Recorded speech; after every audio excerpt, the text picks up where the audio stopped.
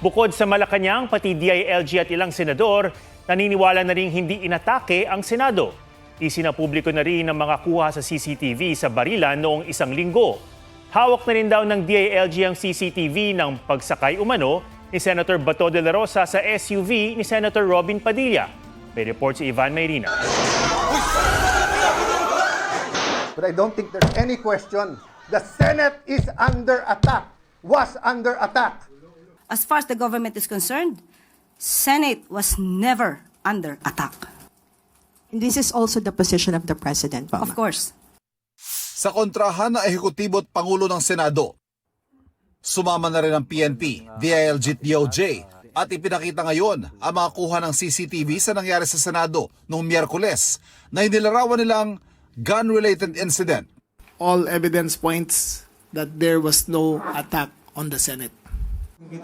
Batay sa kanilang investigasyon, umaga pa lang ng Miyerkules, may paghihigpit ng GSIS sa seguridad sa kanilang mga lagusan, papunta at galing sa Senado. Alam daw ito ng parehong maintenance management ng GSIS at Senado, kaya walang gulatan sa pagbabarena. Sa ilan pang CCTV footage ng Senado, tanaw ng mga tauhan ng Office of Sergeant at Arms o OSAA, ang mga taga-NBI na nasa GSIS. Hindi rin daw naka-tactical gear o wala sa formang makikipagbakbaka ng mga taga-NBI. Taliwas yan sa naging galaw ng OSAA at mga kasama nilang Marines noong kumprontahin nila ang mga taga-NBI.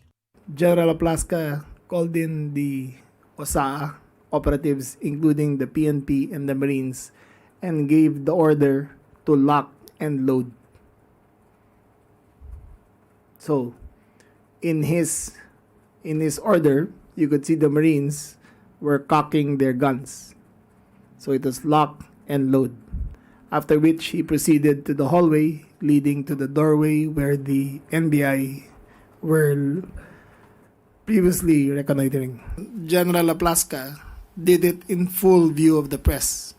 In normal situations, if there is a perceived confrontation, you will clear the building of all personnel because of possible stray fire. However, he allowed them to follow. The Marines are in single formation according to their training, staying to the side of the wall. Batay sa mga kuha ng CCTV, si retired Police General Mau Aplaska ang unang nagpaputok sa dalawang taga-NBI. Gumanti ang isang NBI agent na nasa GSIS na ayon sa PNP ay cover fire habang umaatras palayo sa mga taga-OSAA. 44 na basyo ang nakuha ng pulisya. Karamihan mula sa Senado o sa pwesto ng OSAA. Bukod kay Aplaska na suspendido ngayon, tukoy na raw ang iba pang nagpaputok. Wala si Aplaska sa CIDG kanina sa kabila ng subpina. He was supposed to turn over his firearm so that we can run the ballistics, but he did not appear to the CIDG for the information. Umayon din ang ilang senador sa pananaw ng ehekutibo na hindi inatake ang Senado. Nagkaroon ng kaguluhan dahil may nagpaputok. Doon naman nag-umpisa eh. For me, walang attack doon. I want to see the independent investigation. Meaning dapat ang Senado rin maimbestigahan. Of course, NBI dapat rin maimbestigahan. Malaman natin kung sino yung mga may gumawa nito or nagkamali. At yung reforms, paano natin maiwasan to? Hindi napakita ang footage ng pagsakay umano ni Senador Ronald Bato de la Rosa sa puting SUV na pag-aari ni Senador Robin Padilla. Lumabas ng Senado si Bato habang nasa Senate Protective Custody. Nakuha na ng GMA News ang SUV na lumabas sa Senado alas 2:30 na madaling araw noong May 14. Ay, opo. Opo, sasakyan ko po yan. Pag wala na yung legal impediment to serve yung arrest warrant, di ba?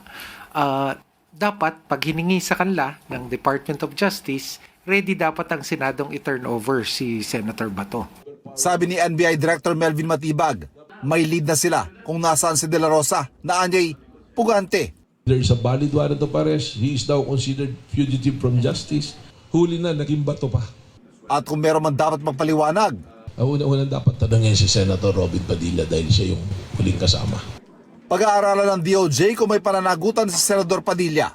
Wala pang tugon dito ang senador, pero may sagot siya sa sinabi ng DILG na walang pag-atake sa Senado. Nasa 5th floor ako. Wala ako sa 2nd floor. Nandun kami ni Pato sa 5th floor. Nabalitaan ko na may nagputukan, bumaba ako. Nakunan pa yun eh. Tinanong ko yung mga senador, kamusta ba kayo? Yun, tapos umakit ako uli kay Bato. Ang naaresto namang NBI volunteer kahit nagpositibo sa paraffin test, iginit na hindi siya nagpaputok ng baril. Wala po akong iputok na kahit anong uri ng baril. Simula nung pumunta kami at hanggang nakabalik po ako. When he was arrested from GSIS, dinala siya sa Senate grounds, sa second floor, itinapa siya kung saan mismo nagpaputok ng baril yung mga usaa. Ando doon, may video eh. So makikita, maraming gunpowder doon, sigurado. So that is a possibility. Pumalag din si Matibag sa patutsada sa kanya ni Senate President Cayetano, pati ang pagdamay sa kanya ni Cayetano sa mga dapat suspindihin. Ang message ko sa NBI, under Alan Cayetano, hindi nyo natibag ang Senado. Wala namang intensyon ng NBI or anybody from the side of the executive na tibagin yung Senado. We are there to promote law and order. Siguro yung sinasabi because I'm the head of the NBI kaya dapat suspindihin ako dahil command responsibility ko yung mga tao. Suspindihin dapat si Senator Alan Peter Cayetano dahil command responsibility niya si Sergeant at Arms. Sinisikap pang makuna ng reaksyon si Cayetano. Ivan Mayrina, GMA News.